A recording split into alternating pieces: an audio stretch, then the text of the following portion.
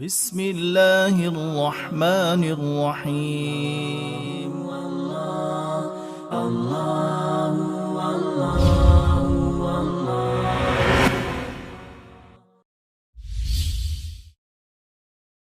اللہ وبرکاتہ۔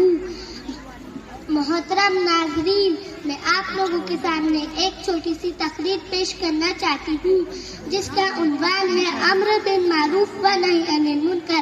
آج آپ کے فحشی اور برائی کا دورہ ہے، بے حیائی اور بے غیرتی کا بول بالا ہے، نیکی اور بھلائی کی باتیں ہمیں بوجھ معلوم دیتی ہیں۔ انسانیت، اخلاق، مروت سب کے سب ایک آئینہ بن چکے ہیں۔ ان حالات میں ہماری کیا ذمہ داری ہے؟ کیا بگڑ رہے معاشرے کی اصلاح کی کوشش کرنا چاہیے یا پھر اپنی اصلاح پر نظر رکھ کر خاموش تماشا ہی بنے رہنا چاہیے؟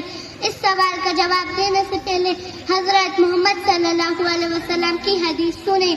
حضرت محمد صلی اللہ علیہ وسلم فرماتے ہیں، تم میں سے کوئی شخص برائی ہوتے دیکھے تو اسے ہاتھ سے روک دو، ہاتھ سے نہ روک سکو تو زبان سے روکو، زبان سے بھی نہ روک سکو تو اپنے دل میں برا جانو، لیکن یہ ایمان کا سب سے کمزور درجہ ہے۔ اس حدیث سے ہمیں اچھی طرح معلوم ہو گیا، برائی ہوتے دیکھ کر خاموش تماشا ہی بنے رہنا ایک مومن کا کام نہیں بلکہ اس کی اصلاح کرنا ایک مومن کا کام ہے۔ قرآن مجید میں اللہ تعالیٰ نے بنی اسرائیل کے 3 لوگوں کا ذکر کیا ہے۔ اللہ تعالیٰ نے ہفتے کے دن شکار کرنے سے منع فرمایا تھا، مگر وہ چال بازی کر گئے اور شکار کرنے لگے۔ اس وقت بنی اسرائیل 3 الگ الگ گروہ میں بٹ گئے۔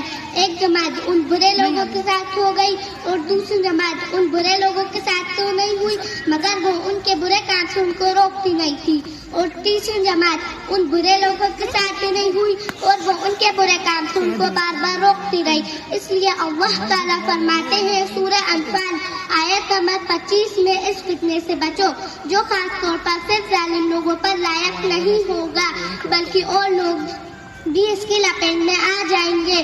میری پیاری بہنوں، یہ مت کو ابھی سوچئے میں تو صحیح راستے پہ چل رہی ہوں اور دوسرے غلط راستے پہ چل رہے ہیں تو مجھے کیا، بلکہ جتنا ہو سکے اپنے گھر، خاندان، معاشرے میں بڑی برائیوں کے خلاف اپنی آواز بلند کیجیے۔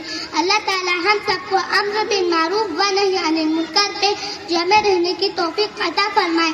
السلام علیکم ورحمۃ اللہ وبرکاتہ۔